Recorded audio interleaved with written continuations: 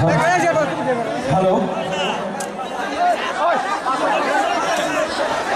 আমি দৰ্শক ৰাইজক পিছুৱাই যাই প্ৰেক্ষাগৃহৰ মাজত আসন গ্ৰহণ কৰিবলৈ অনুৰোধ জনাইছোঁ।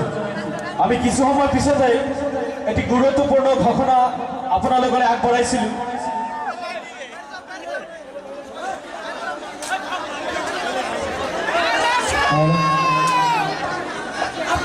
হ্যালো, আপনারা প্লিজ বিশৃঙ্খলা সৃষ্টি করবেন না, প্লিজ।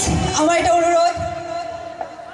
আমি প্রথমেই বলেছি যে আমি আপনাদের সাথে দেখা করতে আসছি, কারণ টিভিতে আমরা অনেক ডান্স করি, অনেক নাচি, অনেক অভিনয় করি।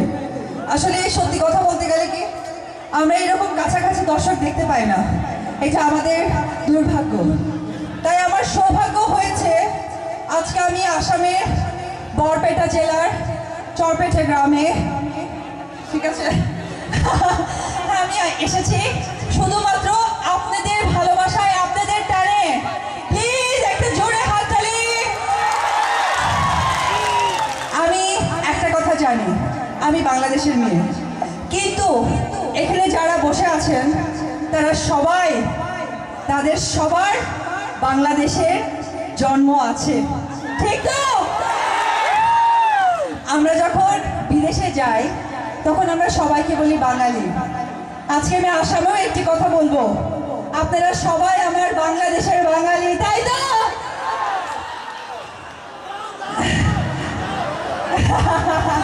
আপনারা সবাই আসামের আমি জানি, কিন্তু যে আপনি নো বলছেন, গিয়ে দেখবেন আপনার দাদু ঠাকুমা, তার ঠাকুমা হয়তো কেউ বাংলাদেশেরই ছিল।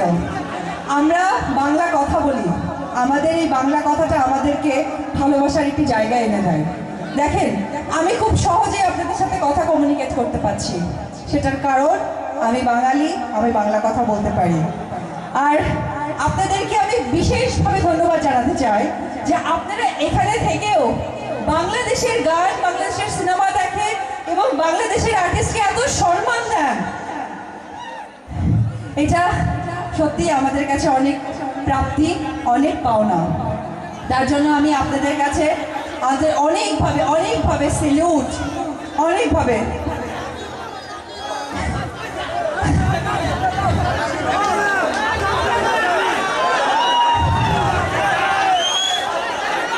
আচ্ছা, ঠিক আছে, আপনারা এই জায়গা থেকে একটু সরে যান, আরেকজন যেন দেখতে কষ্ট না হয়, প্লিজ।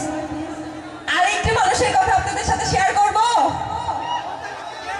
বলেন তো কে?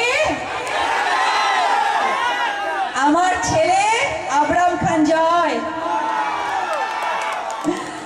হ্যাঁ, সে অনেক ভালো আছে। আর সবচেয়ে বড় কথা হচ্ছে আপনাদের সবার ভালোবাসায়, সবার আশীর্বাদে আমার ছেলে অনেক ভালো আছে। আমি ওকে জন্মাবার সময়, হয়তো আপনারা আজকাল ইন্টারনেটের যুগ, আপনারা সবাই জানেন যে ওকে নিয়ে আমি কতটা যুদ্ধ করেছি। সেই সময় আমার মনে হয়েছিল আমার সন্তানকে ভালোবাসার